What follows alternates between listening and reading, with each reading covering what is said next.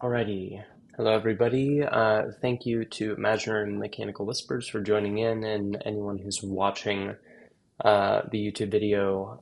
Today is Wednesday, April 17th, and today we'll be we'll be diverting a little bit from Community Edition today to talk about Hubs Compose. Now, a lot of the paradigms are going to be similar from Community Edition here, and a lot of the work here the skills required are very similar to ones that are required for setting up a Community Edition instance. However, Hubs Compose will be the best way to run hubs locally following the shutdown on May 31st. And this basically is a way to run all of the hub services in containers, similar to how you would run all of the hub services in pods in Kubernetes. But we're just using plain old Docker Compose in this instance to link those containers together. I guess any other prompting here, maybe I should go ahead and say hubs. Currently, if someone wants to run hubs locally, what they can do if they're just interested in developing for the hubs client, what they can do is they can copy down this repo, install all of the node dependencies, and then you can use the npm run dev script to run this copy of the Hubs client, along with any customizations you might make, up against Mozilla's Reticulum server. It will point to, I think, forgot the actual URL there, but you're basically running your local copy of the Hubs client against the backend that we've deployed, and actually the same backend that anyone who's joining in today that we're connected to here. So the same backend that is accepting all of our real-time connections. Hello, 12273. It's good to see you. I don't know who that is, but welcome in. So this way of running hubs locally is going to go away in with the hubs shutdown. On May 31st, we're going to shut down the demo server, and this means that you'll no longer be able to run this local copy of hubs up against our development server. So what this means is we need an alternative way, a way to run hubs locally completely independent of Mozilla. And that's where Hubs Compose comes in. So unlike how with the Hubs client, running locally with the Hubs client, you're just running the one portion of the Hubs code base. With Hubs Compose, you are running many portions of the Hubs code base at once. So it takes a little bit longer to install, but it does mean that you are able to run completely independently of Mozilla run locally, completely independently of Mozilla. Any questions before we hop in? I see more and more folks joining, and it's good to see you. Any questions just conceptually about why we're using Hubs Compose, why it's important, and also just about the framing in general?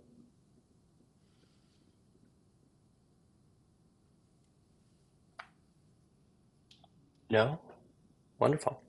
Well, what I'd like to do with the next hour or two is to see if we can kind of step through the installation process for Hubs Compose. And like I said to Imaginary Mechanical Whispers, anyone who's joining in the Hubs room today, you're welcome to try and do this at the same time, follow along, and we can stop and try and debug any issues that you might be having. But I'll be going through the steps on my computer. I see there's a question here from Yellow Build.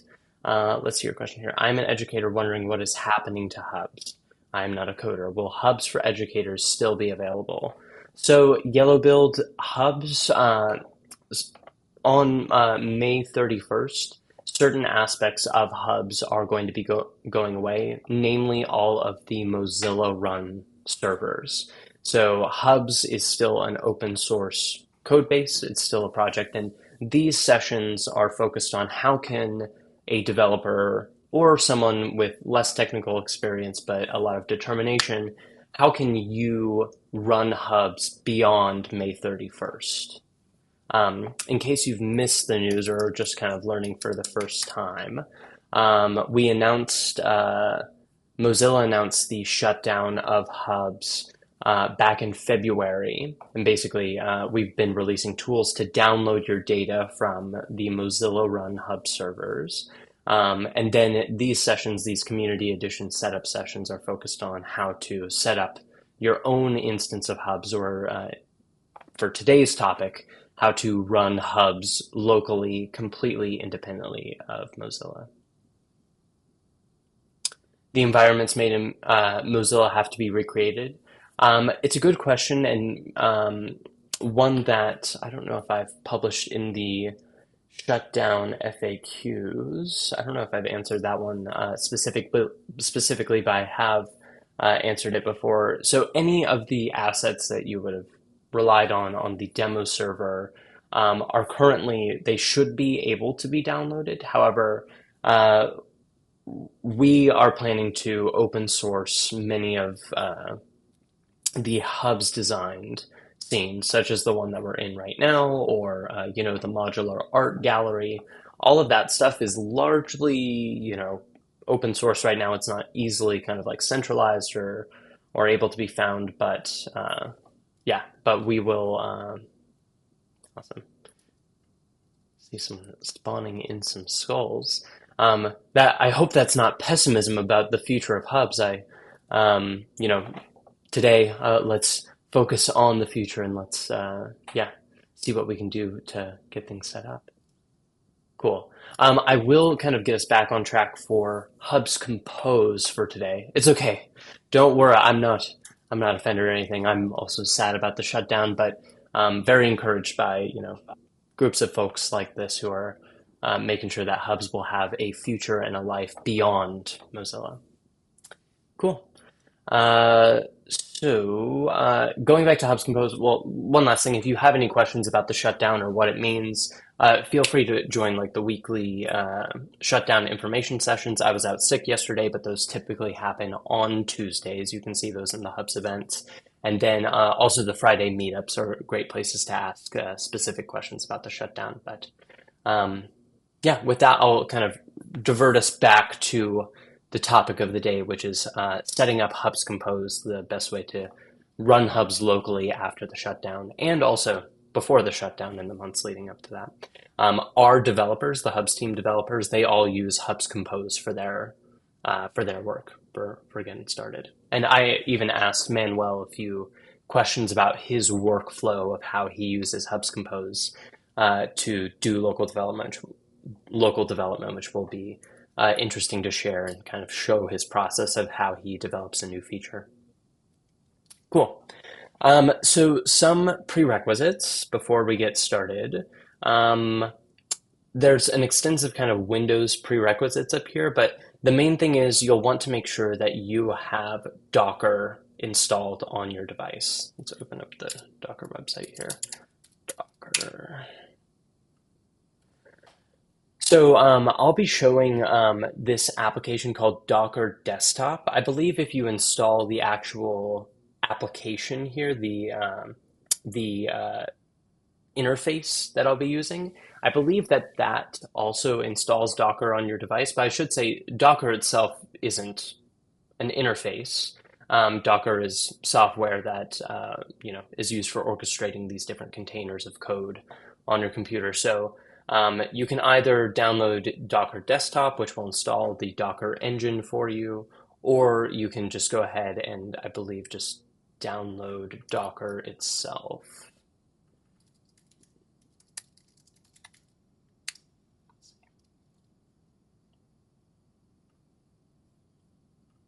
There we go.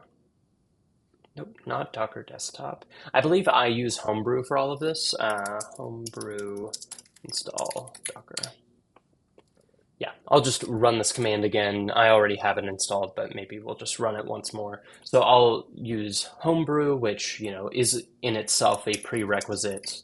But whatever kind of package manager you use for your operating system, you'll want to have that set up, and then Docker should be available on. I would be surprised if there isn't a platform that supports Docker, but I might be completely wrong as well. Cool. So I've just run it again for fun I might have updated my version of Docker, but I'm using Homebrew for that. Cool. And once again, I will be using the Docker desktop interface just to kind of illustrate what we're doing as we're running it, but that is not necessarily a requirement. I will also be using a code editor here. I'm using the VS Code IDE here. So if you don't have a code editor, make sure you're using one as well. Cool. So if I have everything kind of installed, and also folks, I'm not watching the chat or anything, but please interrupt me if there is a question. But I've just set up a new folder called April 17th within my Hubs Community Edition Setup Sessions folder. And I've opened a terminal here. I'm going to go ahead and copy a local version of the Hubs Compose repo. So I'll type git clone and then the URL of my Hubs Compose repo. Okay, it did it very quickly. If I open up the April 17th, I can see I have a new directory called Hubs Compose, and then a number of files here. I'm going to change directory into the Hubs Compose directory here. Cool. So let's just look a little bit at the file structure here. We have some kind of docker ignore, git ignore stuff. We have this docker compose YAML file, which is a very important one. And then we have 4 different directories that we can look into. The first one I'll look into is bin. And bin here are our Docker commands to kind of run certain aspects of Hubs Compose. If we look at the documentation on the GitHub, we can see that, where is it here? We can see that those are our commands for orchestration that correspond to those files. So we have bin up, bin down, bin observe, bin reset, bin services update, and then bin init. So looking within bin, we see we have down, init, observe, reset, services update, and up.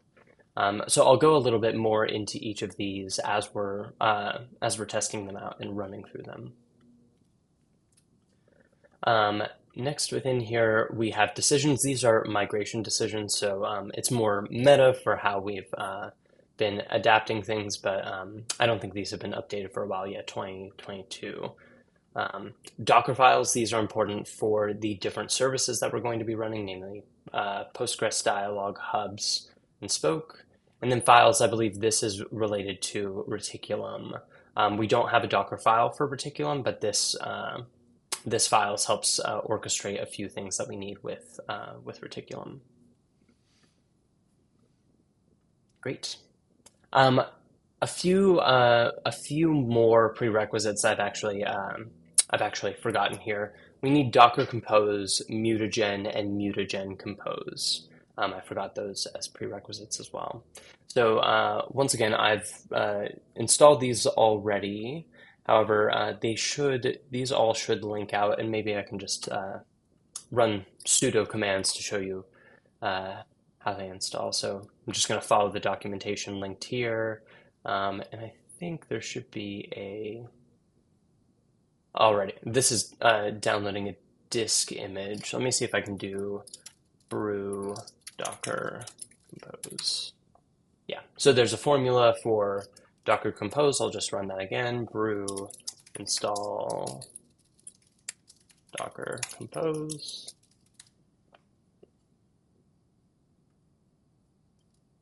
Cool. Let's look up if there is a mutagen. Yep, there is a mutagen one here. I'll just copy that command and run it. I've already got that installed. And then mutagen compose is the last one here.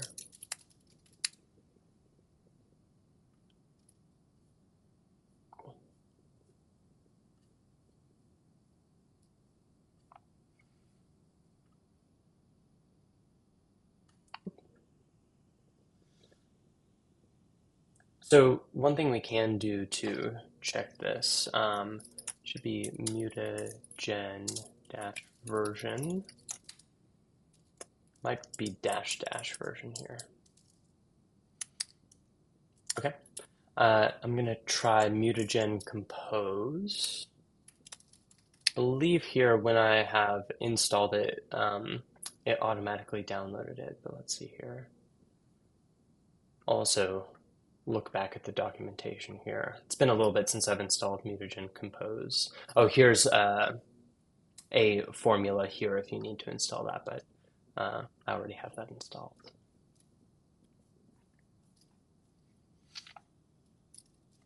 And then finally, Docker compose dash dash version. I've got that on my desktop. Awesome. So that sorry for forgetting about those, but those are a couple of the other prerequisites. Now, lastly, we will want to go in and update our hosts with Hubs local and Hubs proxy. You will also have done this if you've just run the client locally. That's also a step in here. I forgot actually I think it's sudo nano. Let's see. I think it's etc hosts. Oh, wrong password.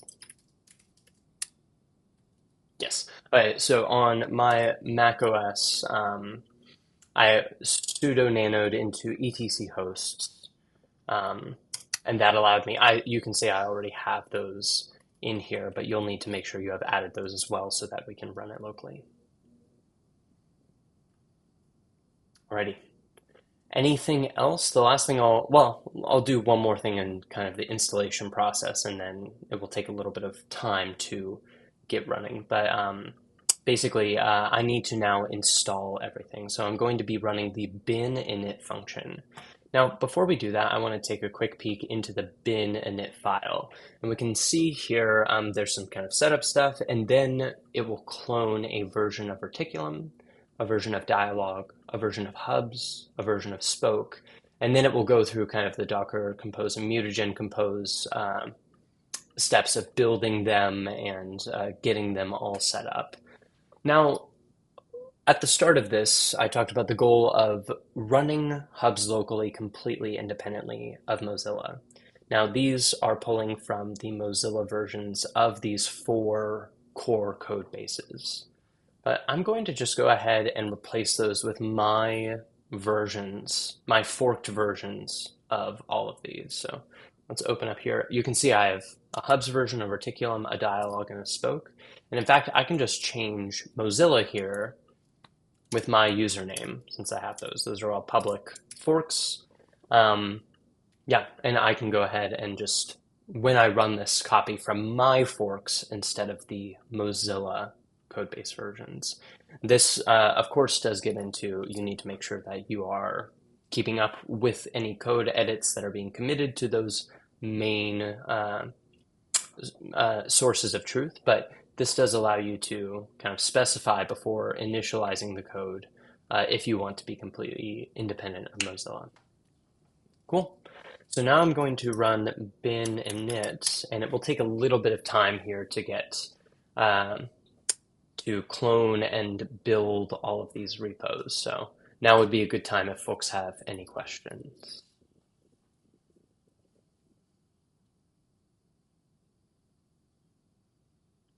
Rithik, when you develop, maybe this is just a good question about how a developer uses Hubs Compose or does local development.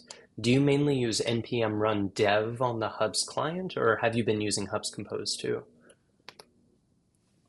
Yeah, so until now, I have been using npm run dev because npm run dev has been the easiest way to get up and running because we are running it against the Reticulum dev server set by Mozilla.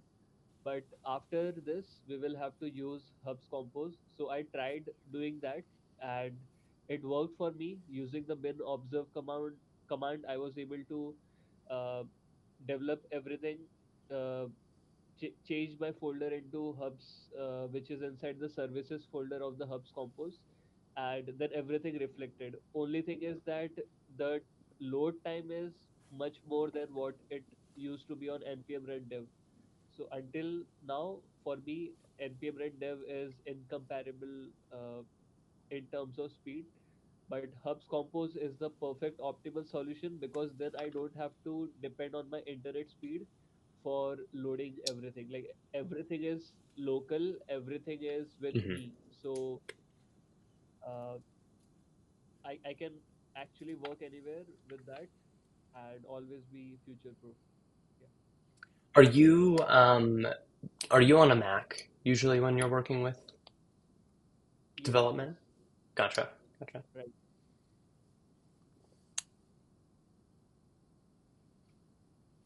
Cool.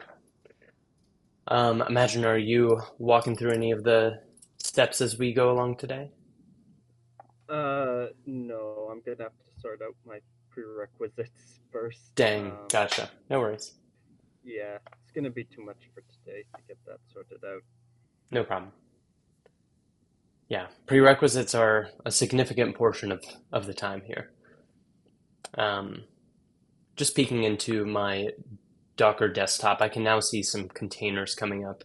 These right now are mainly related to the installation process. So once we have it fully installed, we'll see something a little bit different under the Hubs Compose group here, but we can start to see some of these coming on, especially we can see our volumes have been created. So volumes have been created for all of the main services that we'll be running. So ret storage and PG data are both for the Postgres and Reticulum data volumes, but then we also have volumes for each of those code bases that we downloaded, the ones mentioned in the bin init file.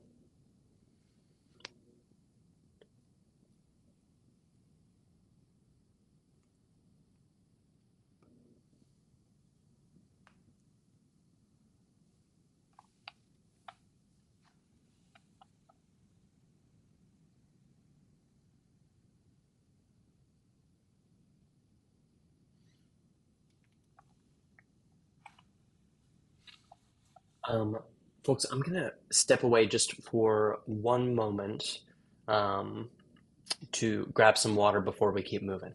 Sorry about that. I'm just waiting for my bin init to finish. This will likely take about 15 minutes total, but I'll be back in just a moment.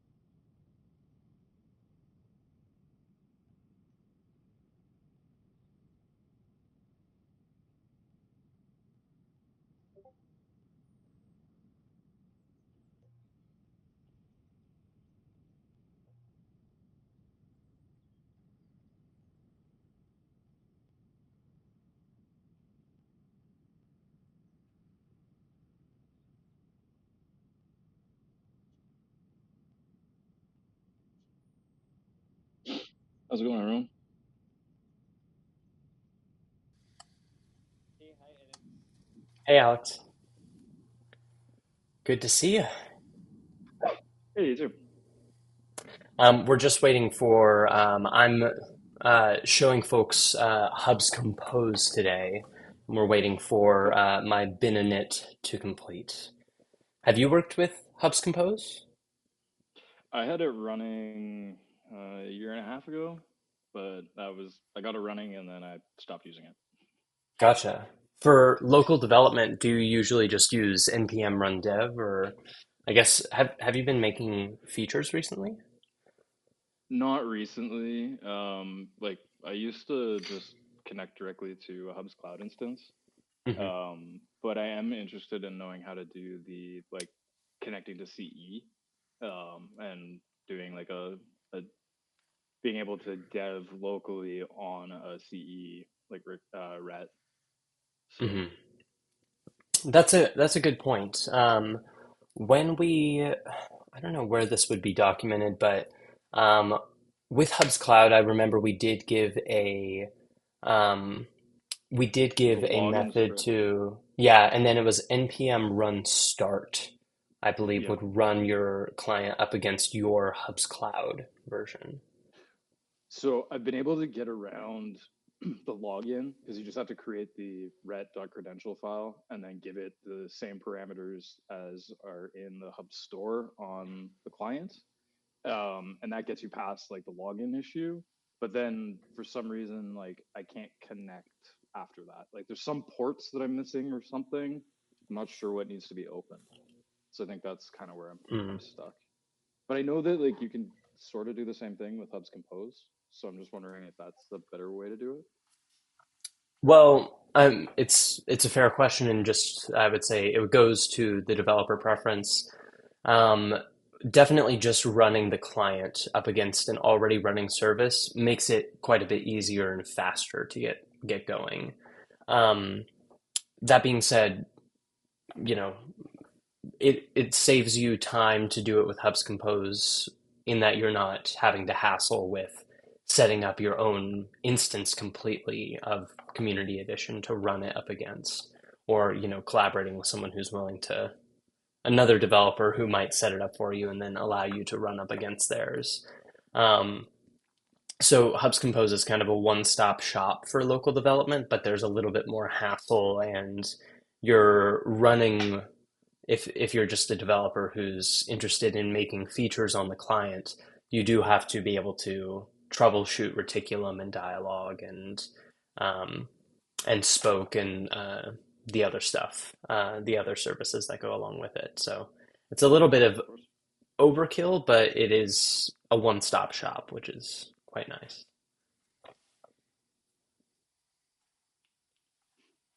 Well, I'll take a So, look at it again. mhm. So we're just waiting on my thing to build. Let me see. Anything else kind of left over from last time to talk about while we're waiting on this install? Apologies for the wait time here. I'm also happy to go over anyone who's joined in and kind of look back at any questions there. Although I do see someone has asked a question. Is there any specific versions of Elixir and Erlang that we have to take care of? Because when I tried to do it, the ret repo wasn't being created at first. Um, I'm curious what the kind of response when also correct me if I'm wrong, Blue Build, but when you say to do it, were you encountering the error on install or when you actually try to run your service? I would think that the main thing to be cautious about is your version of Docker Mutagen, Docker Compose, and Mutagen Compose, more so than Elixir or Erlang, because when you install, you should get whatever version is compatible with both Community Edition and then also with Hubs Compose just straight out of the box with those repos. Yeah, hi. Hello. Yeah, hi. I'm the Blue Build. Hi, Blue Build. Yeah, Um, yeah. where So, were you yeah, encountering your error?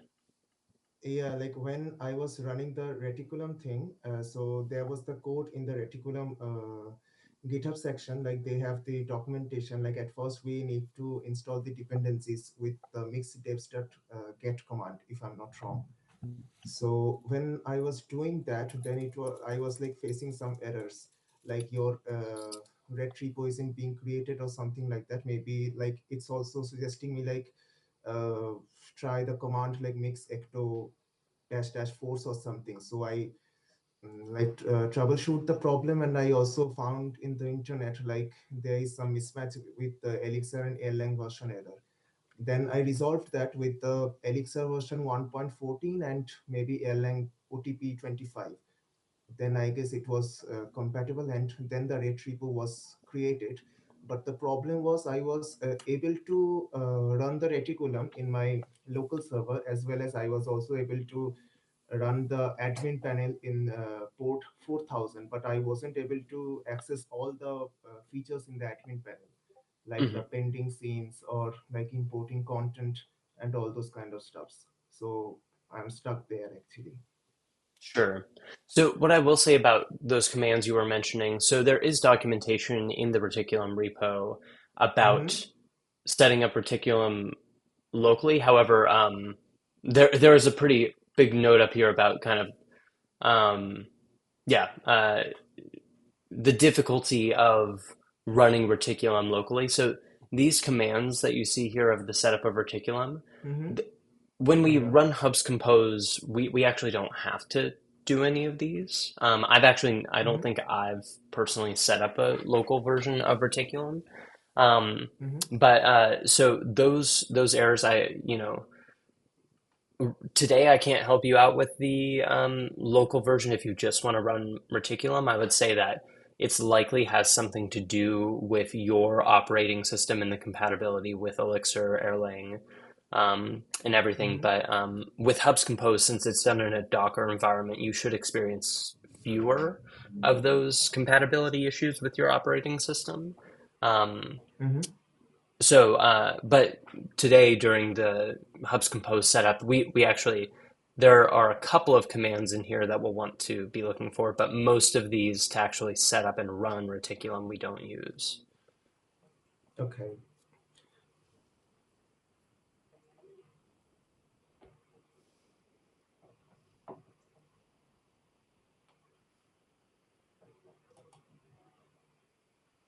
Cool.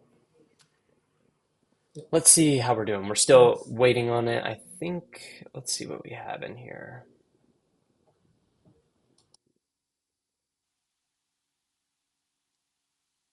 Hmm. I think we're in, how far have we made it so far? I think we're installing the client right now, so we still have a little bit of a ways to go. Sorry for the install time, everybody.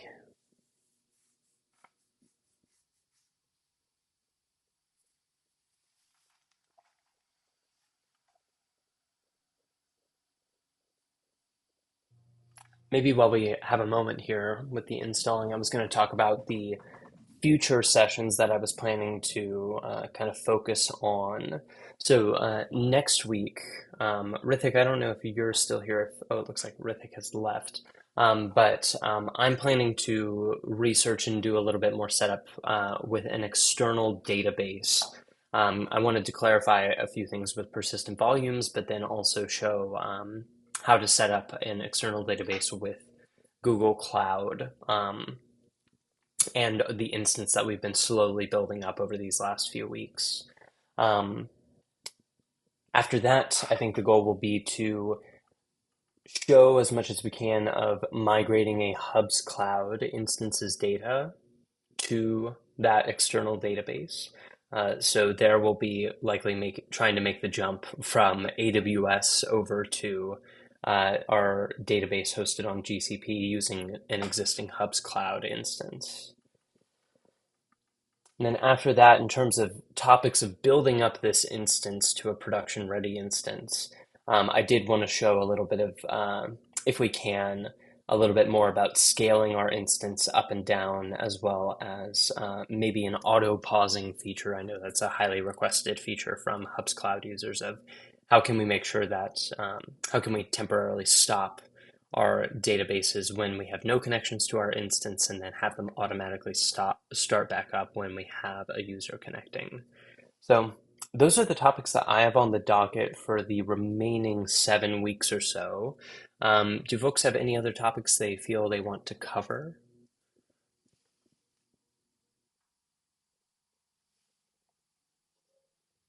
That all sounds great.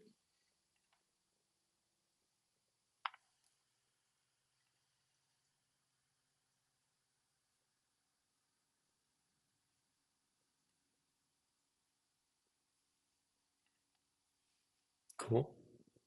Well,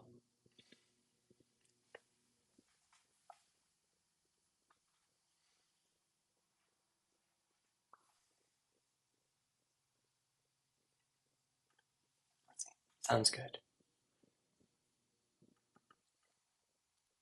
Another topic that I had thought about uh, doing a bit on is kind of showing a little bit more about Mozilla's development pipeline and how we've set up in the past. We've set up dev servers, staging servers, and production servers, and using GitHub Actions between all of them.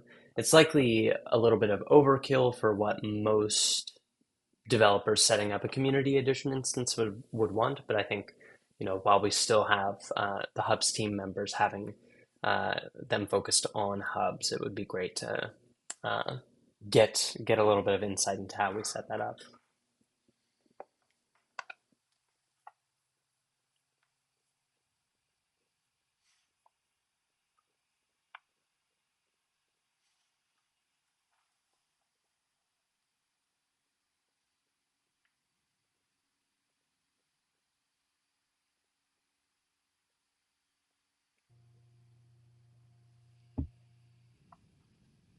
So, Michael, still installing on your end? It's still installing. I see them getting through it, but it's still taking a little bit. In that case, what's your opinion on just installing Homebrew on Linux and using that to manage the dependencies? So, as far as I was aware, Homebrew was mainly made for or Linux systems. Hmm. Yeah, it can be installed. I'm not sure if it's gonna conflict much with the standard package management, though. Hmm. I would I've never run straight Linux, so I would not use Brew on straight Linux. Okay. I would stick with their whatever the default package manager is. mhm. You're gonna get some weird outdated versions on Brew for sure. Okay.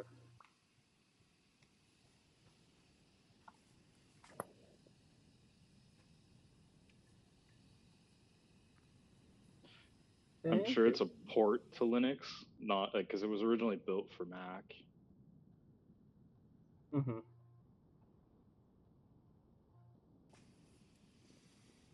Yeah, I've only used Brew in a Mac context and didn't actually see this or Linux little parenthetical right here.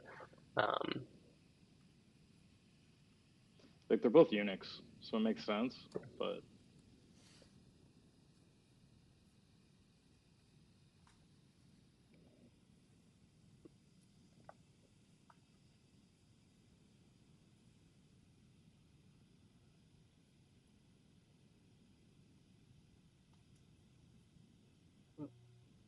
Thank you both for your insights.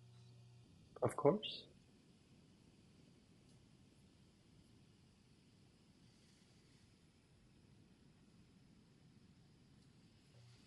Let's see, what else do we have here? Not much else while we're waiting.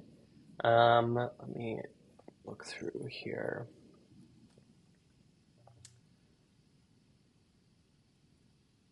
I don't think I want to go through it today, but I know that there had been some chatter from uh, Yvonne about getting dialogue working finally. I know we had seen some of those issues running from last time.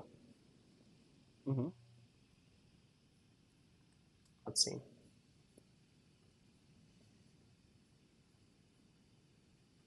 Yeah, she got that working, which is good. Kind of review what we're talking about there. We had when we tried to build dialogue with the Docker file, we'd run into, I think it was the Netpack issue. Yeah, Netcat. I think Yvonne said she just changed it to like Netcat traditional. Ah, okay. Good.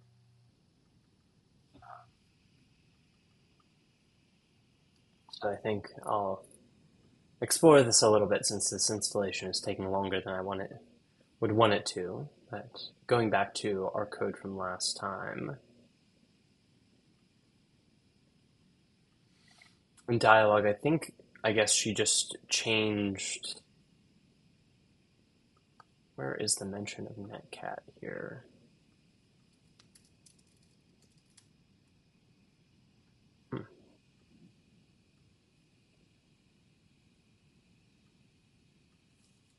Oh, here we go. It looks like in the actual Docker file, she may have changed netcat to netcat traditional. Interesting. That might cause a bunch of other issues down the road. Did you get it working with that? I think so. She mentioned Sure, she wasn't. Sure, she actually deployed the right image. No. You'd have to ask her. So here's the feedback I got from her here.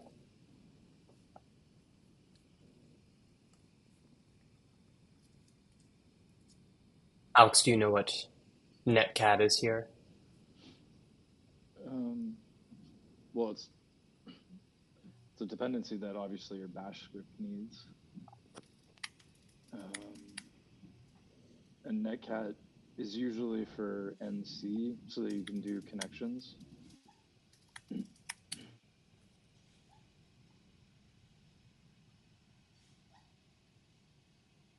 So I'm just gonna look at the bash script and see what it's doing.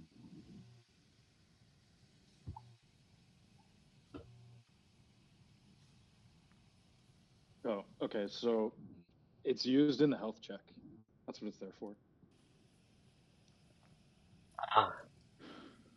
But why does the Docker container have a health check like that?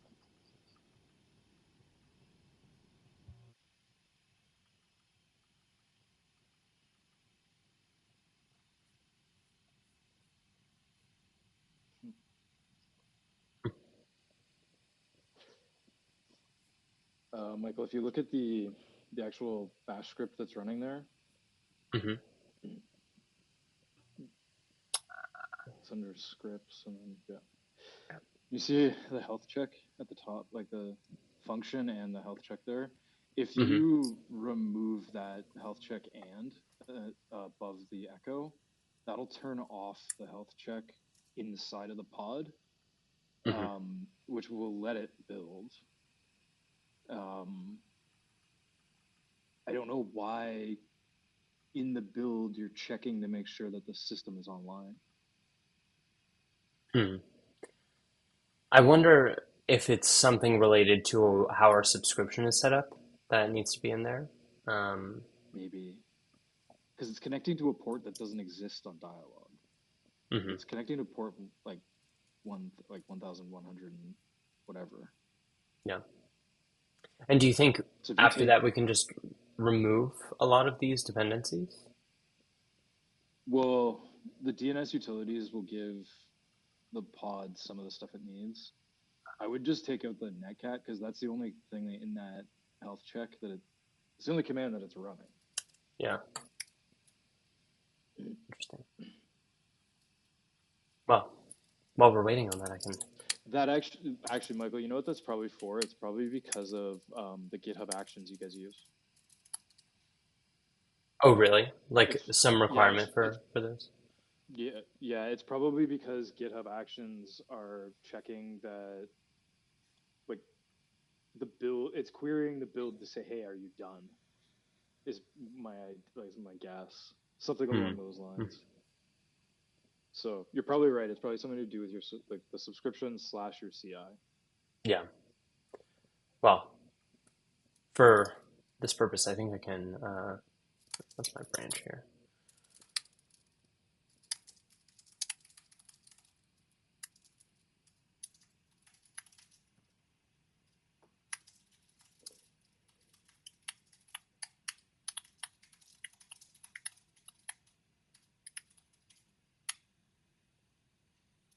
So We're multitasking here. We're almost done with the installation. We're finally on Spoke, which is the last of our services here. But um, I'll go ahead and start a build for Dialogue, and maybe we can touch base at the end since we didn't get to finish that from last week.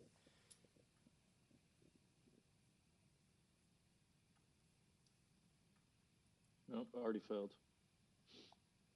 What? This isn't. It's not automatic. I have to trigger it. Oh,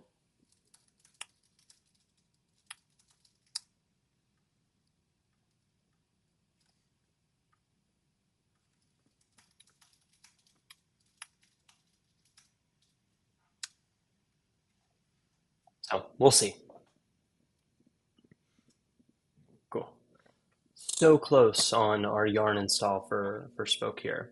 And I think it just goes to show installing Hubs Compose is not, you know, it takes a non-trivial amount of time to do. And definitely, I've tested this before. It works pretty well out of the box with my computer, but you might run into some prerequisite issues that require you to take more time to set up. So I hope we can illustrate that at the very end, all of these benefits of going through this setup process are worth it with just usability and stability with Hubs Compose, but it certainly does take longer than just copying a version of the Hubs client and then running it against either your Hubs Cloud or Mozilla's Reticulum server.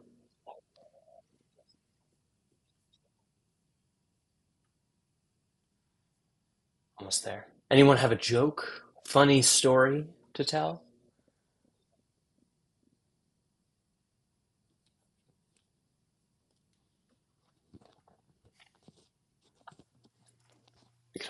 We could also spawn in ducks while we wait for this to finalize.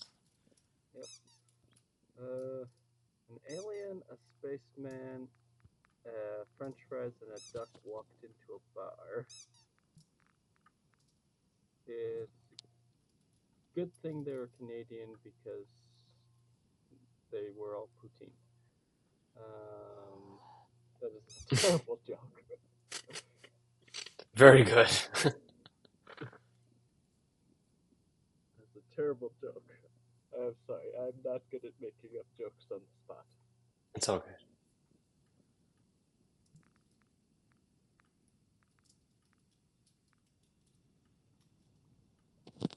Rithik liked it. Yay!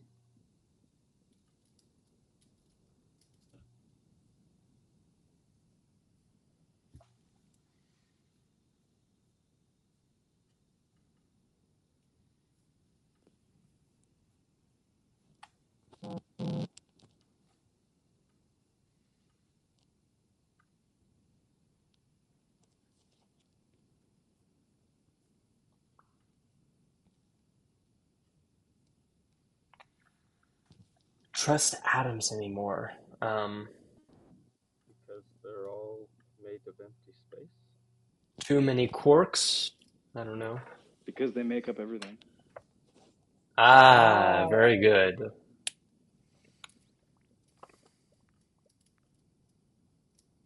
Beautiful. Very good.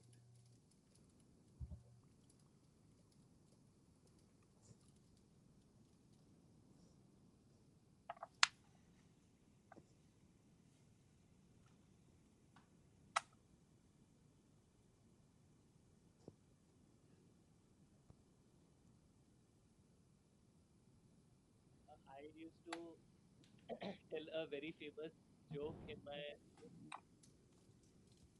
and that joke, like it was every time. I used to tell my friends that ask me what would happen if I get some X X billion dollar rupees. Sorry, X billion dollars. So yeah, Michael, go ahead and ask me. Okay, I hope this is clean. But Yeah, this is clean. This is clean. what will happen if you get 100 billion rupees? Yeah. So with that, I will I will first get mad, and with the same amount, I will start my treatment. You will start your dream what? Uh, First, I will get mad with the happiness that I got $100 million, and then I will spend it on treating my madness because now I'm mad, right? So Great. this is how Okay. it wasn't funny, but it was an epic one because we used to tell this in school, and it was a signature joke. Okay. Nice. And with that, we have finally installed Hubs Compose. Yay! Right. It took, how long did that take to spin up? About 30 minutes to install. Thank y'all for bearing with me here. Also, Dad Duck Dog, I'm going to mute you just because I'm getting a lot of feedback from your microphone. Okay. So we've finally installed our repos and built them.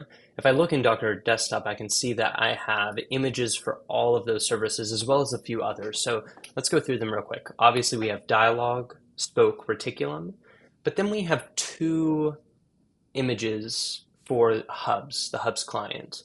One is called Hubs client and one is called Hubs admin. This is actually because within Hubs, there are two repos that when we split them up and run them in Hubs Compose, we need to run them independently. And then we've also added in a Postgres for a Postgres image to simulate our database when we're running locally. Cool. So we finished our install. I do also want to share back in our code, we have this new services folder, which I think is in our git ignore, so it's grayed out. But within here, we have those copies of all of our four downloaded repos here. So we have Hubs, Reticulum, Spoke, and Dialog. If I look in Hubs here, we can actually see the admin in here, which has its own, Webpack file. It essentially functions as its own image and container here. Cool. So we've finally worm spyware malware. Is there a joke? Oh, nice. So we finally finished downloading. Let me find my Hubs Compose. Now let's actually try and start up our instance for the first time. Let's actually run the command to get it started, and that is bin up, which starts the mutagen daemon, which will spin up all of our services and transform these images and volumes into containers that we can connect to. So I'm going to run bin up. If I go back to Docker Desktop and look at containers, I can see some of them are starting to spin up. Great. It's going pretty quickly. I think we have everything up and running now, but we have containers up for all of our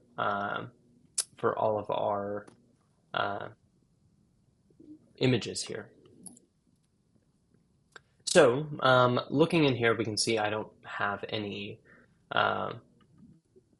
commands running in the console here. They're all just running in Docker. If I inspect each of these containers, let's maybe just inspect Hubs, the Hubs client first. Well, actually, no, let's go back and inspect Reticulum. And with the with Docker Desktop, I can look at the logs that are running for this. We can see that, it's creating our RET database on the initial runtime. I can also execute into this. This is going to be helpful later when we're promoting and giving someone access to our admin panel. Yeah, and I can do that for each of these here. Now let's actually try and connect to our instance. I have it running, so I should be able to go to localhost, and I believe 8080 is the one I want to get started with. Great. And this is a key moment here.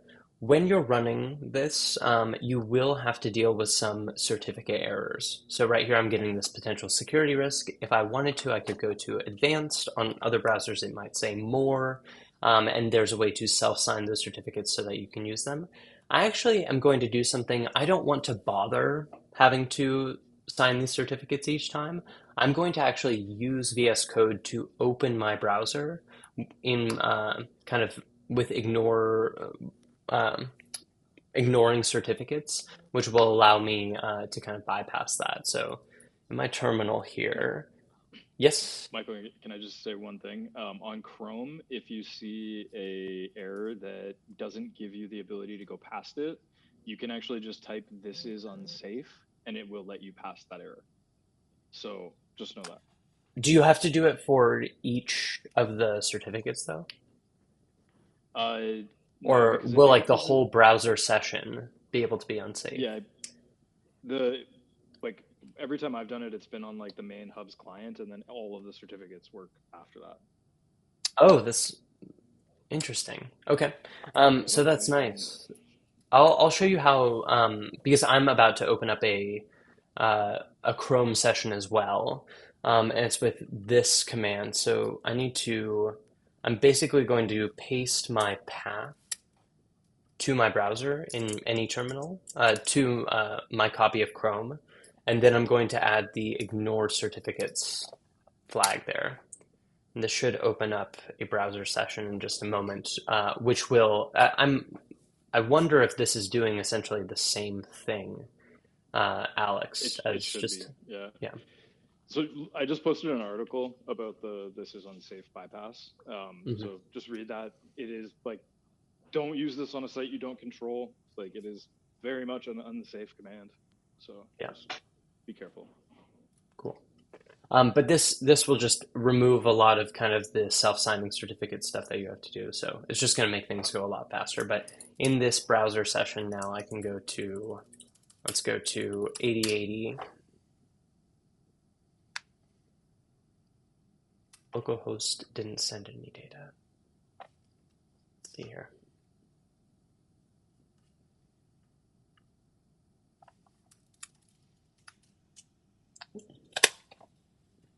I think I might actually have to go to, so what was it again? I think it's Hubs local 8080 is what I wanted actually. Sometimes these names are a little bit specific and you have to test them out. So I've gone to hubs.local8080.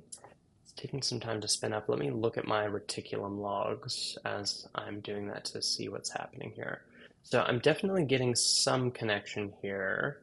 It looks like maybe it still has a admin token stored from a previous session. So I might actually open my browser and clear my storage here. Application. I'm just gonna get rid of that. That's from a previous session here. That might be causing some issues. Okay, so after clearing that storage and refreshing, I was able to connect just fine. It wasn't getting hung up on those issues. If I go to create a room, I should be able to join a space and then connect on another session if I want to test multiplayer stuff. Yeah.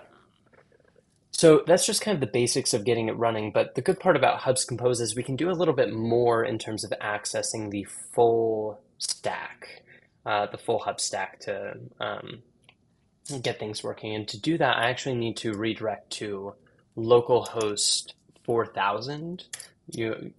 For some reason, you do have to switch between a few URLs here, and I'm going to go to admin. Now, the process I'm about to show you is very, there is a order of operations here that's important to know about.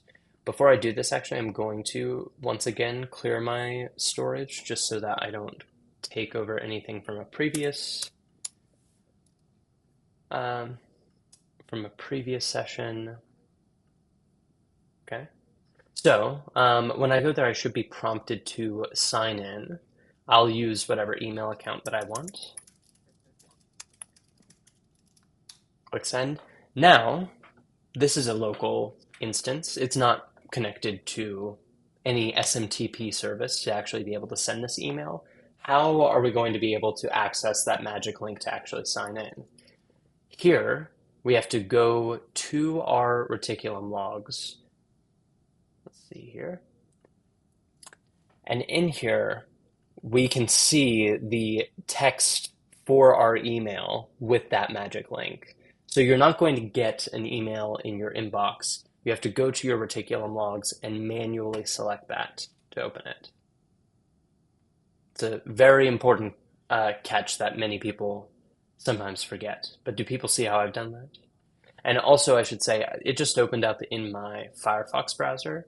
I need to make sure that I open that in the same browser here. Whereas, you can accept a magic link on your phone for signing in on a browser. Sorry, Ju, I'm just getting some feedback. Whereas you can do different browsers for a non-local version. Here we do need to make sure it's in the same browser so that it stores to our local storage. It's taking a minute to open up here for some reason. Okay, that seems to have worked just fine. I got that brief error message. Okay, and now I can see I'm signed in here. So now let's go to /admin. Now, I'm able to access the admin panel. However, if I click any of my sidebars here, I'm going to run into some errors, some failed to fetch errors, and I might even be kicked out after a little bit. This is because I haven't actually technically signed in as a promoted user. Whereas when you are setting up a community edition instance, you're able to specify what the admin email is here. So far, we've only manually created a email address and then signed in. We haven't actually promoted that. So we do have to manually promote that email address that we signed in to be able to access the admin panel. And here, this is step 6 on the Reticulum documentation. This is the important step here. So basically, we have to connect to our Reticulum container, open an interactive console session, and then run a command to basically promote, it says enum at 0, whatever the first email account that we signed in as. So I'm going to walk you through that right now. So using Docker Desktop, I have this handy exec tab here, which automatically opens up a session here. Now the next thing we need to do is open up a interactive console session here, and that's IEX dash capital S and then mix. Great, now I can see IEX1. Now I need to run this command from here to be able to promote this user. I'm going to copy that, paste it in here, click enter, and we can see, has this worked okay? I believe it has. Okay, so we've just inserted this reference here, and the big thing that we wanted is admin is now equal to true. So whenever I sign in with my email account, now it has this is admin true, and I should be able to access the admin panel as normal.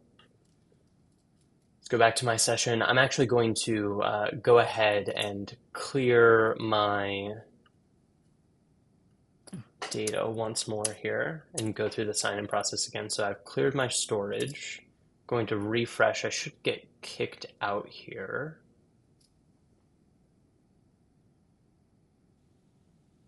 Yep, I've been kicked out because by clearing my storage, I automatically signed out. I'm going to sign in as Imran at Mozilla, then go back to my logs and grab this URL, open it in the browser,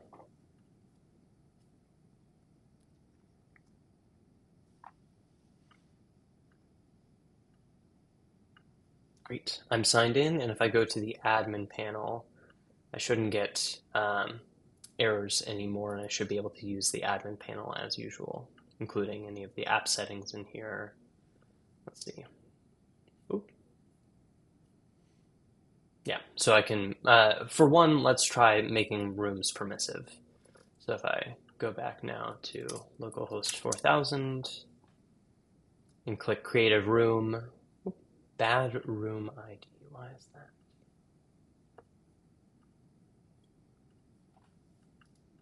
I think I need to go actually back to Hub's local 8080 to create a room. And after this, I should see that by default, after creating this room, all of the features are enabled since I've changed my permissive rooms setting.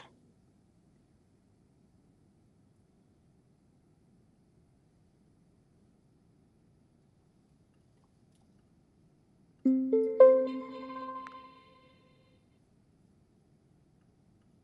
just going to get rid of this. But yeah, I can see I have my full, all of my buttons in my toolbar, and then if I go to room info and settings, edit, it's going to ask me to sign in. I'll go through the same process here. Where's my URL? Oh.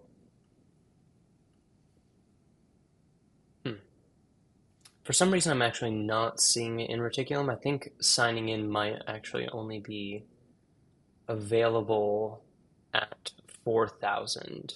So, I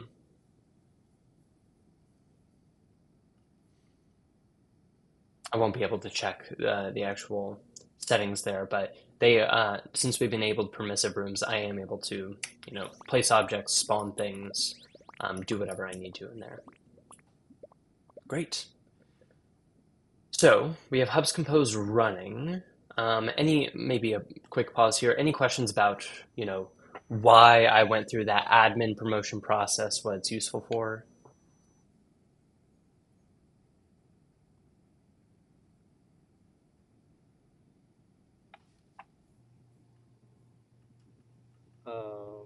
Okay. I'll bite. What is it useful for, Michael? Well, it wasn't necessarily a rhetorical question, but thank you for going ahead and doing it. So it was useful in terms of making sure that we have access to the admin panel and we're able to control some of the default look and settings here, and especially with the features, there are some that we can that are important to be able to enable to develop locally. Like which features? Well, I think definitely permissive rooms, so that when we get in, we're able to go ahead and be able to spawn things in, move them around, and then let me think what else here.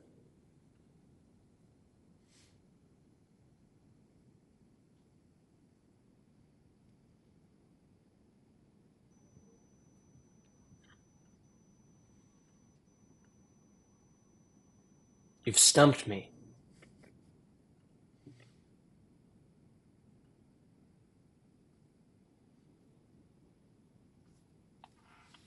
Anyway. I had a question. Does audio work? I ran an instance myself, but some reason audio didn't work for me. Gotcha. Were you seeing any specific errors, or just kind of with dialogue it wasn't working correctly? Dialogue container was running fine. I didn't do much investigation, so asking. Gotcha. So to test that, I can actually open this back up here. Huh. And it does seem like right now, out of the box, my looks like I'm constantly trying to connect. So I don't think if I, join in an incognito browser, I feel like if I join in, I actually might not, it might not be working correctly.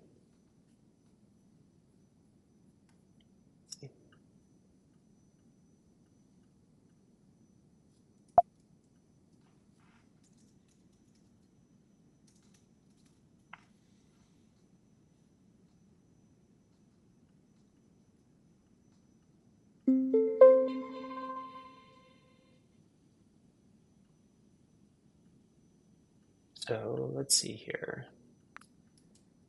I'm not seeing any head wobbling. I'm also not seeing any, yeah, I'm seeing that the new user joined in, but nothing actually connecting here. Let's give it one more second and then I actually don't think we'll see too much on Reticulum or Dialogue here. Okay, one question. What is the difference when you use 4000 or 8080 port for the front end? So 8080 is the one that you use to access the client. And then 4000, I think, is the one that Hub's admin runs locally at. So that's why I was switching between. I think we can see that in the code bases themselves. Let's see here. Let's see.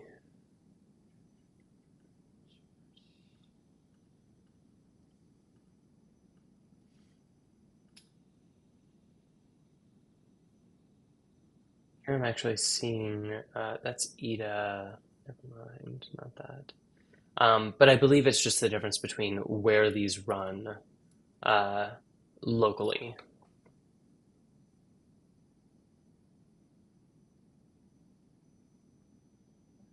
Okay.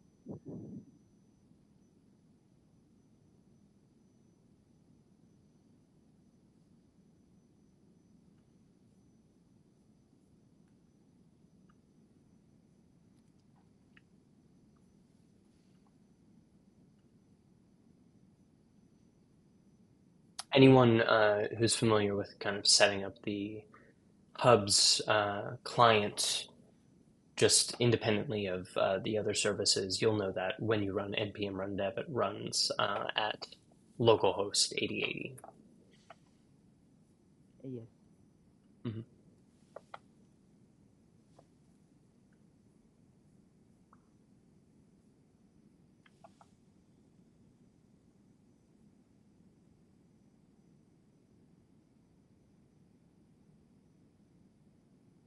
Oh, that is an interesting note, Blue Build. So if we change the command for Hub's client in the Docker Compose from npm run local to npm run dev, then we get access to every features. I'm Yeah, and curious if also this additional is, to that, yeah, go ahead. yeah, and also additional to that, we get the SMTP services because when I tried that, I was also able to send emails directly to my Gmail accounts. It wasn't through the Reticulum console.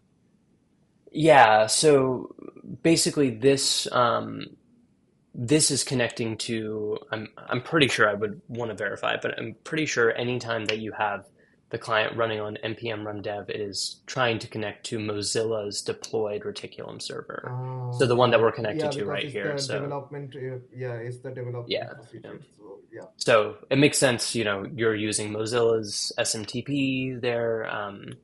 So you're not actually running locally there. You're running Yeah, that's Dialog, true. Reticulum, and Spoke locally, but you're Yeah, not actually using them exactly. with your The Hubs client client. version, I'm actually using the Mozilla's version. But Hmm. the problem was whenever I was trying to run it locally, like at some time I was getting the runtime error. Maybe it was because of the local storage and all. But whenever I was clearing the cache, sometimes after that again I was getting the runtime error. And also like the pending scenes and all those kind of stuffs in the admin panel that you just showed earlier, it wasn't working. So Hmm. yeah. Well, let's see. I think I tested this before, but let's go back here to. I also got the runtime error once,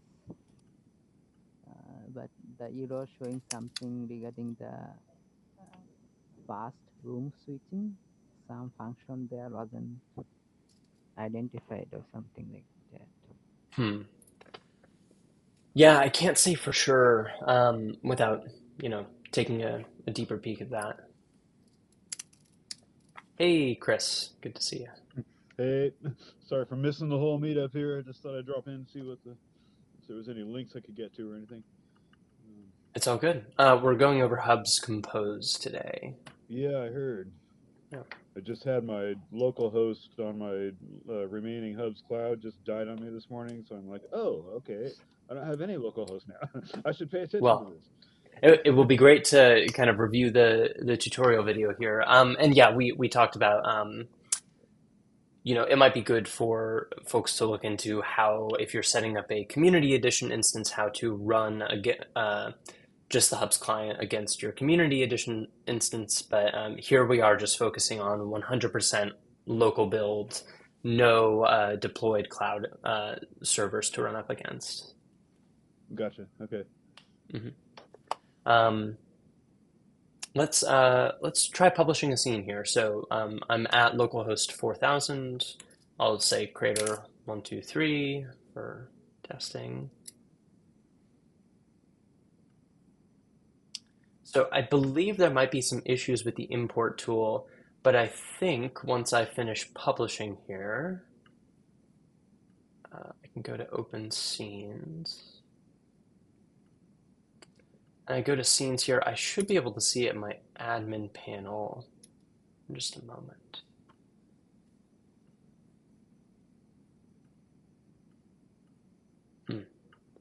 You're right. I'm also seeing this failed to fetch error here. Let's look into this.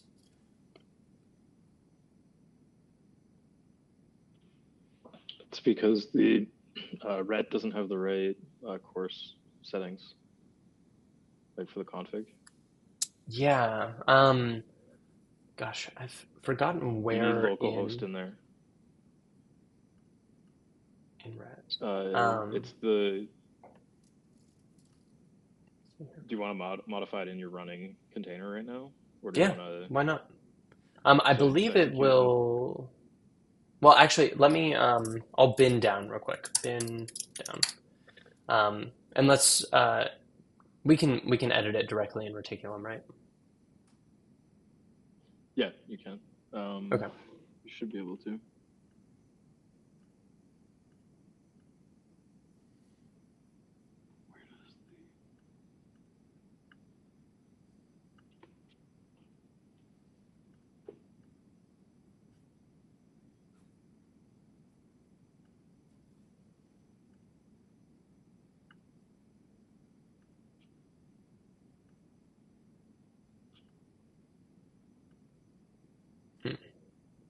Are you looking for it right now?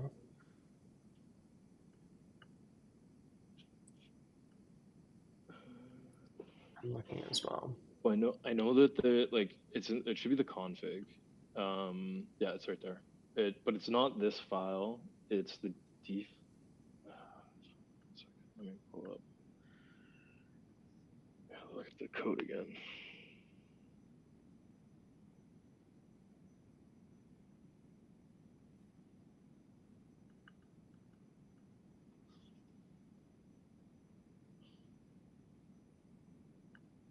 Here we have CORS origins here and content security policy.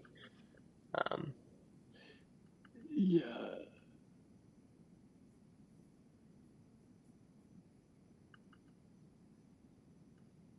Because it's once the Docker container is created, you overwrite the config in the container.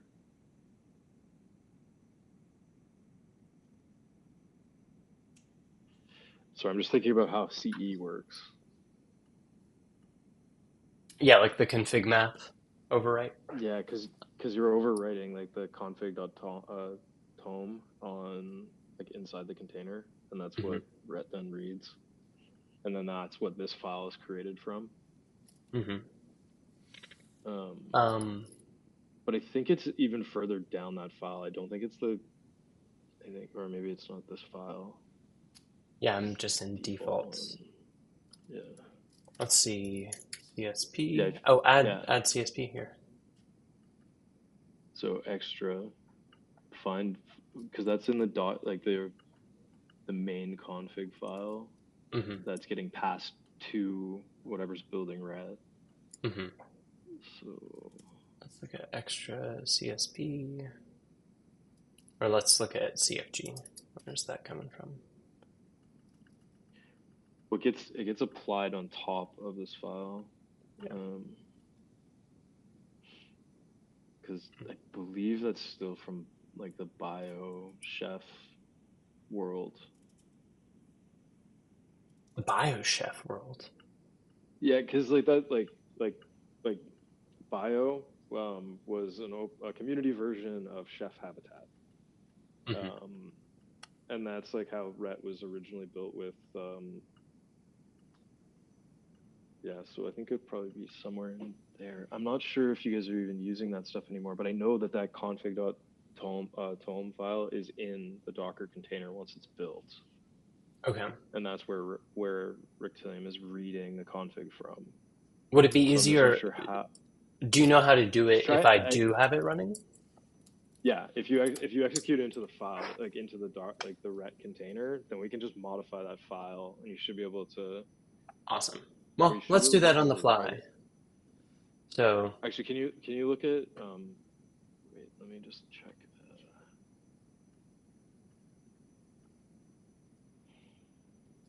Because it might be actually coming from the compose file, if that makes sense.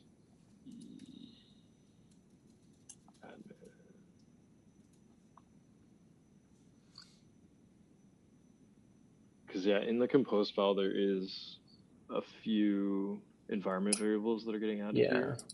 Maybe it would be like extra CSP. Yeah, but like that's the block that's getting put in there, right? For like all the extra cross origin stuff. So I'm wondering.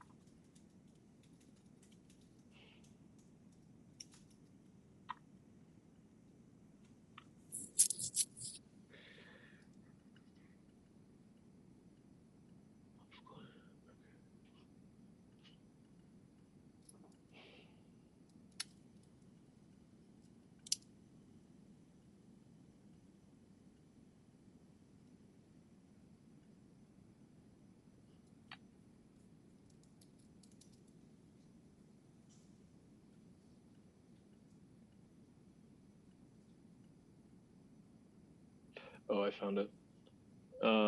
If you open up the files in your compose folder, like in the root, there's a folder called files, and then there's dev rictilium-config.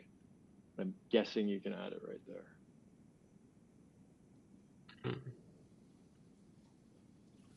Should I do it on the fly, or should I do it in? Well, the problem with executing in is you're not going to really be able to restart ret without killing that file. Sure. But it might pick it up. Where did you say it was again? Go to files. You see the bottom of that folder right there, dev rictilium.config. So this is where it's like you're giving it the JWT like the secrets. So we just need to figure out what the environment variable that needs to be there for the cross origin. Yeah.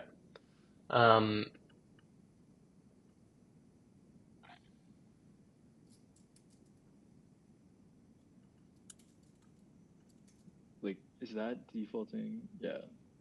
So it defaults to the wildcard. Yeah. Sorry, I'm skipping around a bit.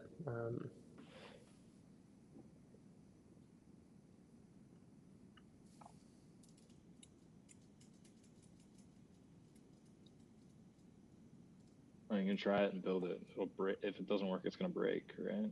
So I can bin down, add it, and then put it back in. Do you know what the environment variable would be? I was thinking it would be like, gosh,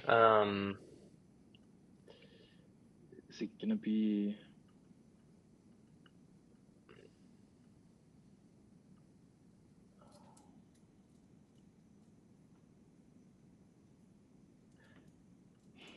Core's origins, maybe? Yeah, Horrific might be right.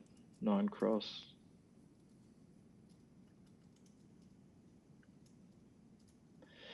But yeah, what would that default to? I wonder. Hmm. I mean, I'm just surprised also seeing that wild card in there. Um, We'll change that to just local host. Well, no, wildcard should work for local hosts and for hubs. Not local.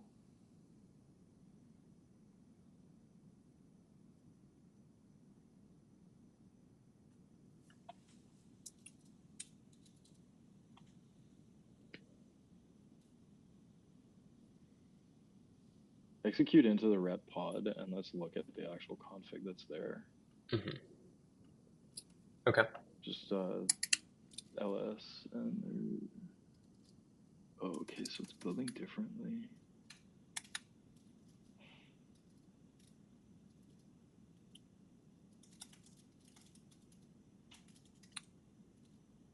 What would it be? Not Vim. Alex, can you repeat where is the config file again? For like in the production files or in the production build or which build? Yeah, in the build.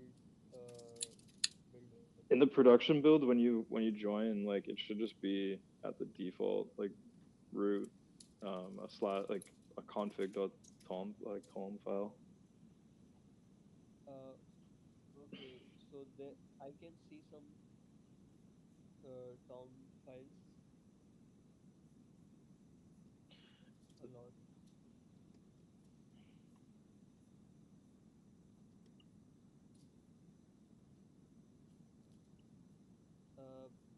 Although, like, I also have a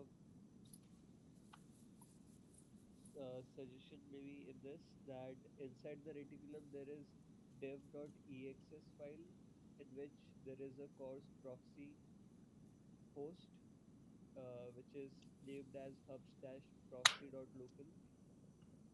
So that is a proxy host, and we also have the asset, sorry, the correct src, media src, and all the config here. So maybe adding to it, we will be able to do it. Where is that, Rithik? Inside reticulum there is a config folder. Inside that there is a dev.exs folder. Gotcha. Do we know which of these files is being built though with the Docker file or the Docker container? I would assume it would be Habitat, but I'm not sure. Well, because it might be because we're running a local build, right? So it might be not grabbing the dev configs. It might be grabbing a local config, but I don't see local there, so I'm not sure which one it would be grabbing. Dev.exs, I previously tried to add this email as a default, and it worked. Oh, well, let's give it a shot at least. So Yeah, might as well. and down. So Rithik, where was that again? Just in here? Yes, right. Hmm. And which one were you? Just in the connect source or in? I mean, we could just wildcard everything, couldn't we? Yeah, Alex, should we wildcard everything? Here's our asset hosts actually. I thought it was coming from somewhere else, but we have it right here. Yeah, so it should cover everything. And I did just check the target build is dev in the hubs config or the hubs compose file. Mm-hmm. So this will be the one that it runs off of. Mm-hmm. Okay. Well, let's just maybe go for it. Michael, also sent a TOM file which Alex pointed out, and in this it is actually given non-coarse proxy domains, which is the right place. I'm very sure. So you And think in send this config.toml file or the default.toml file? We shouldn't have to change that on the Hubs client. That's old code, Rithik. Mm-hmm. oh, okay. They're using Nginx now to serve it, and it's not being built with Bio Mm-hmm. anymore. This also could just I have seen these kind of files from other Elixir Elang project or Erlang projects, so I think Mm-hmm. it's just their config structure.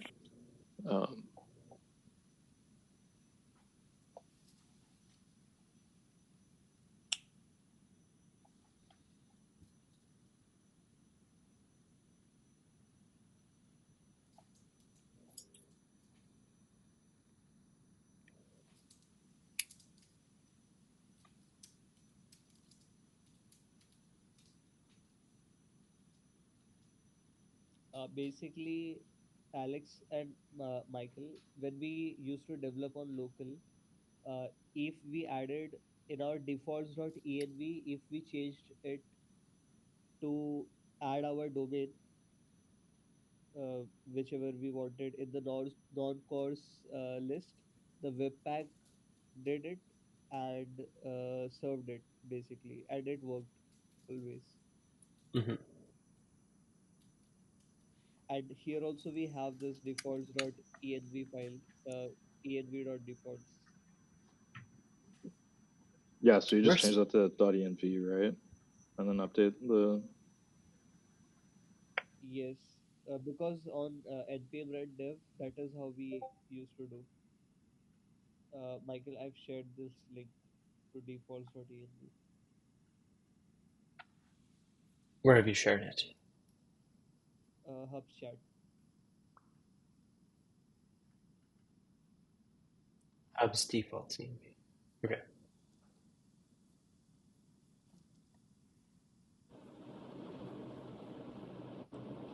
Oh, also sorry Yeah, for for the me, low. oops. Go ahead. Yeah, for me previously, what happened like when I was investigating through all the codes, I found out in Spoke we have something like .env.defaults, and there were also two options like Hubs server and Reticulum server, and both are actually equals to dev.reticulum.io. So I think we need to change that as well to localhost 4000 because we are actually routing through the Reticulum server as far as I can understand. Mm-hmm. So this did all come from this issue we're having with the admin, right? Mm-hmm. Could it instead of localhost hub.local.4000? Well, let's give them a shot. I mean, in the browser console. I mean, not browser console. So for the for admin, I believe you do have to go to localhost 4000 or hubs.local.4000 or port 4000 on hubs.local. Hubs.local 4000.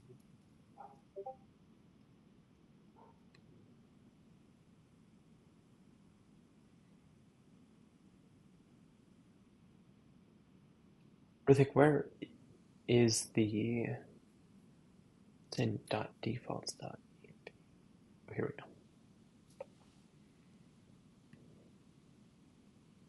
Yeah.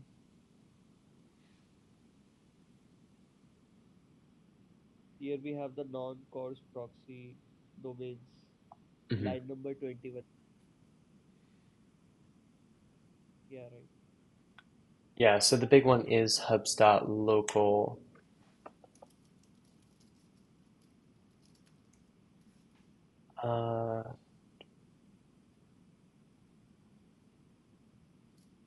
I don't know if localhost is going to register as a domain or not, but what was the other one we added here?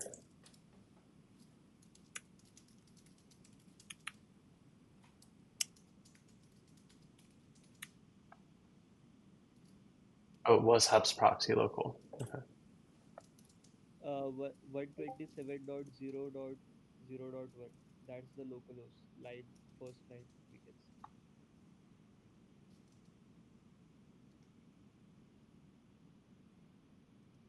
see. Rithik, sorry, I'm not understanding. Sorry, in the nano file which you read just now, Uh-huh. so in that, the first setting that was added was for localhost, which was 127.0.0.1. So we can type localhost and it should work. It should register as a domain, Okay. right, Alex? Sorry, I got distracted. Okay, so I was saying that in the host file, localhost is mapped to 127.0.1. So essentially, that Yeah, should also be a domain. And anything else that we add, like just like we do localhost 3000, we can also do my home computer port 3000, and it should map to the LAN IP address, right? correct. Yeah, yeah. As long as it's in your host file, it will that computer will map to that IP. Um, so if you point it to localhost, then it'll always be localhost. Cool. And then if you want to connect to it on another computer within your LAN, just add your IP on like the external IP on your local LAN to the machine that you're trying to connect to on the other machine. If that makes sense. Okay. So like 168 dot, yeah.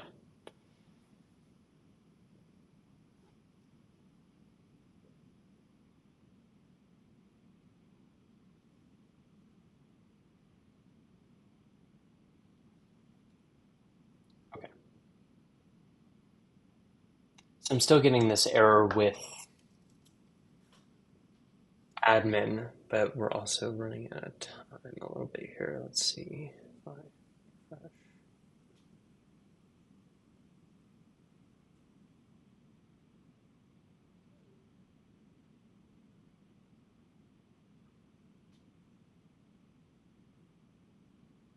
Honestly,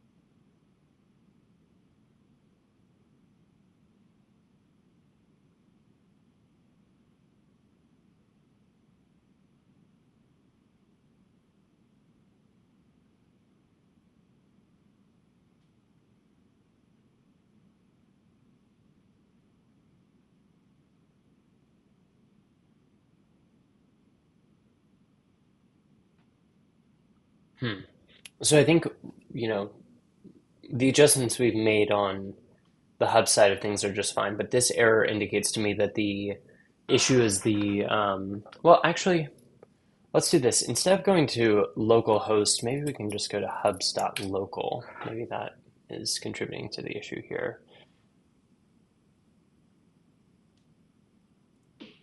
You have a Postgres issue too. It's part of it.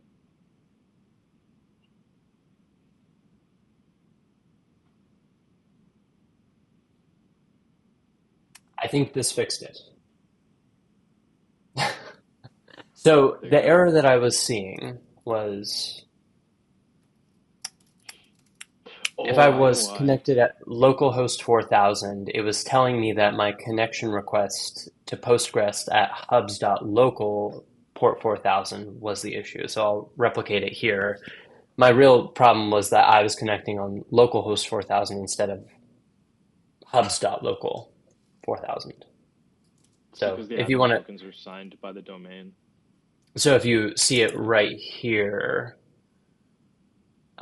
this right here, the request from origin localhost 4000 has been blocked by CORS policy. And then just by switching to, and we can see that the fetch request is hubs.local instead. So it's a very simple gotcha, but I just needed to have connected at hubs.local 4000. So that was a long way of determining that the URLs, they seem a little bit arbitrary, but they definitely do matter here. So sorry to make everyone go run for the runaround there.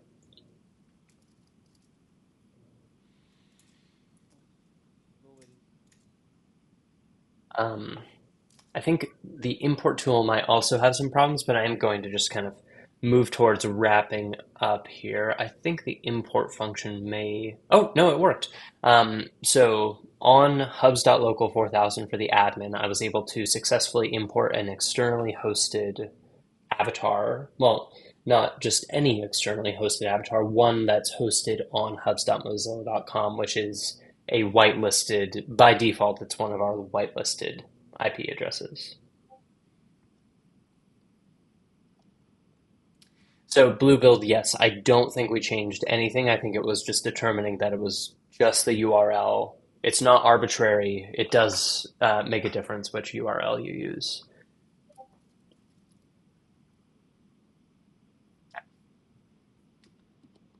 Awesome. Thank y'all for hanging in there. The last thing I wanted to, so we're able to connect to our, we're able to import content hosted externally. We're able to publish scenes and then see them in the admin panel. I think the last thing to determine, I don't know if we have enough time, but maybe is to look at the dialogue again. If I go to, I wonder if it has anything might to be working now. do. Yeah. If I, well, before I was doing, I think, let's try hubs.local 8080 instead of localhost 8080. Uh, Let's see if that fixes things. so it will not work because I'm also on hubs.local 8080, and as Rashid pointed out, I rushed to check that, and yeah, it's not working.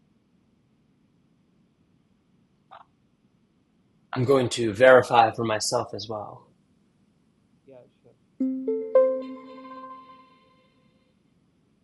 Yeah, it looks like I'm still stuck in the connecting state, not connected.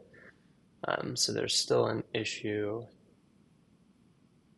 here with our handshake. Okay.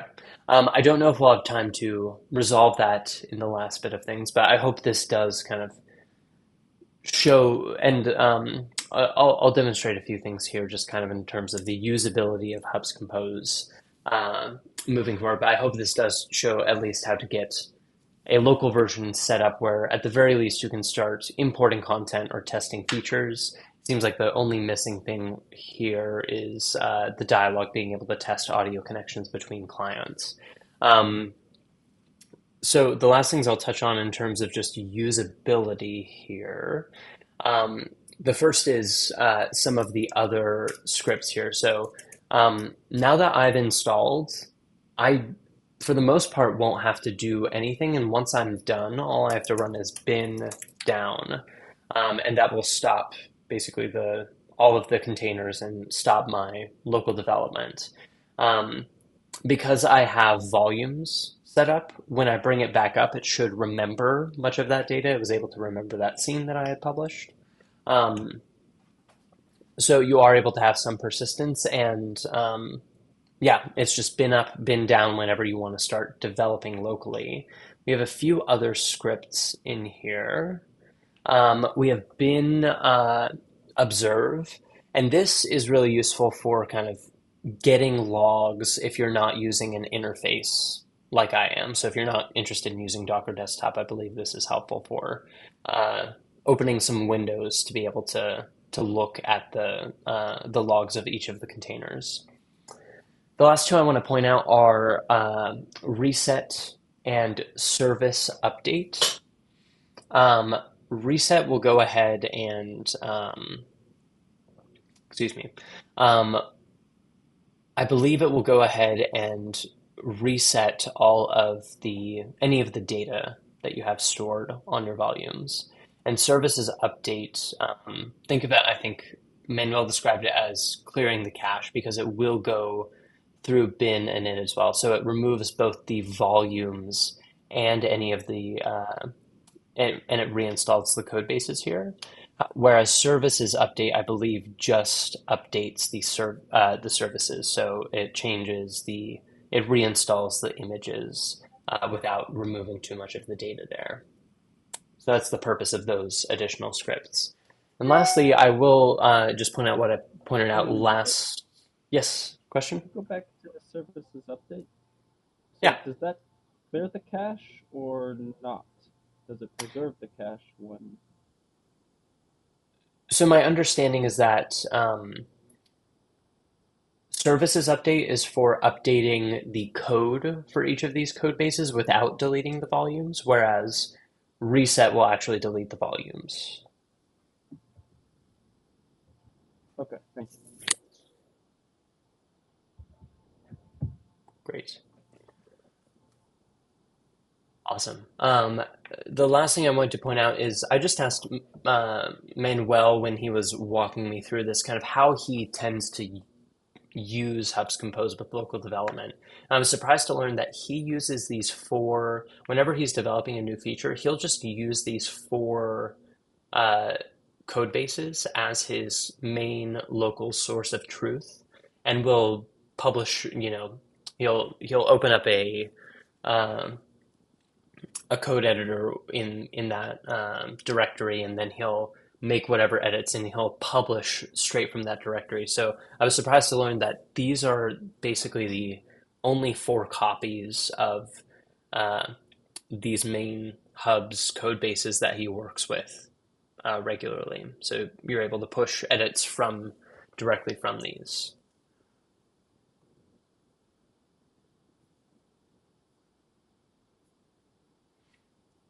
Cool. Any questions about Hubs Compose? I know we did a lot of troubleshooting in this session. Thank y'all for hanging in with me, but it was really great to see y'all joining in and getting some developer focused folks to ask some questions about using this.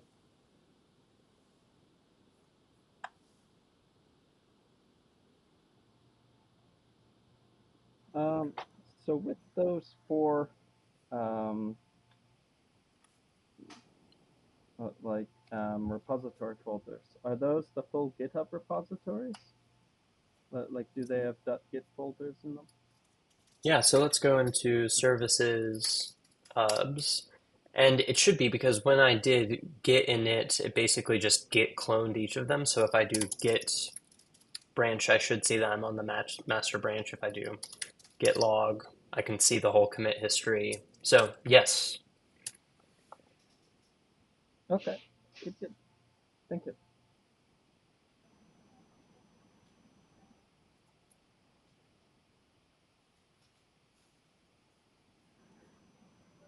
Can we check whether thumbnail works in local if we paste any website URL? So I'm pretty sure not all of them will work. Let me go back here. Bin up. I'm pretty sure if I had to guess, some of them will, some of them won't. Just going back to, what's a good thumbnail to test here?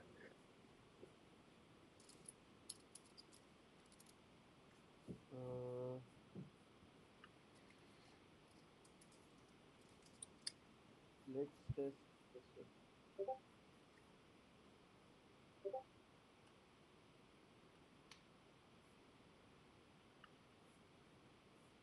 one. Maybe the Hubs Compose GitHub repo that usually resolves to a thumbnail.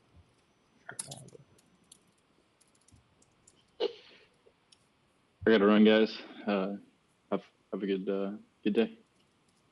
See you, Alex. See you, Alex. Thank you. Michael, we can also try this one. This one is just a random GitHub puppet. Oh, there we go.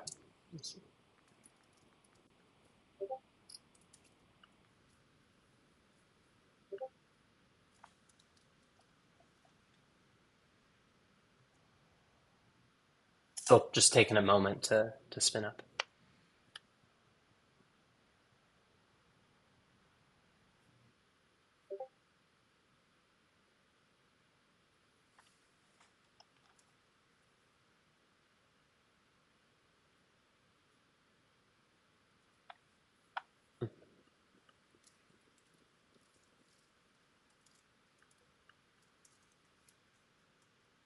Well, I don't know why it's getting so hung up here.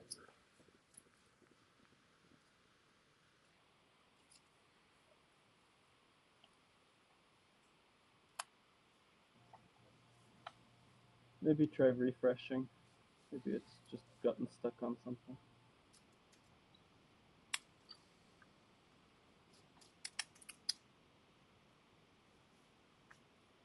Oh, by the way, it worked for me. What did, Rithik? I pasted the same link in the room that was created, and I could see the thumbnail of this. Oh, great. Okay. Thank you, Ritik.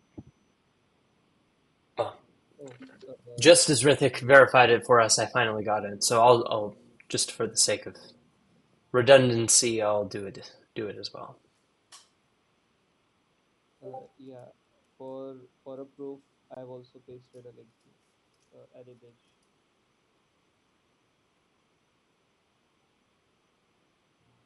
Nice. Thank you, Ritik. Oh, that's great. Oh, I see. Proof. We've got the receipts. Yep.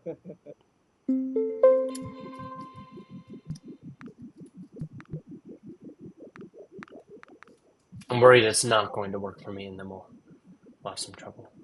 Yeah, it will. It took a lot of time for me as well, but finally it worked. Gotcha. Well, in order to avoid opening a can of worms, I'll take your word for it for now. Yeah, I mean, still you can wait because it will. Sorry, I've already spun down just because we're coming to the end of our time for today. Okay, good. By the way, Michael, I was just curious on this receive transport. We can almost see the McNoir Duck 17887 in my screenshot here as Yeah, the receive transport. So does that mean that my send transport is the only problem? And if I am able to fix that, my audio will start going outwards, and by default it will work upwards. I would need to look at the logs again. Let me see if well, no, I don't have them anymore. Um, yeah, I forgot what the issue is specifically, so I don't want to lead you astray by saying just fix the send request. It does seem like, you know, in the handshake, it will be good to, make sure the send is working first. Oh, so makes sense. Wonderful. So, thank you, Michael, for taking us through all of this, and it's a pleasure to join this for all of us. Awesome. Yep. Thank you, Michael. Awesome. Well, thank you all. I need to hop on with my day. I'll end the recording real quick.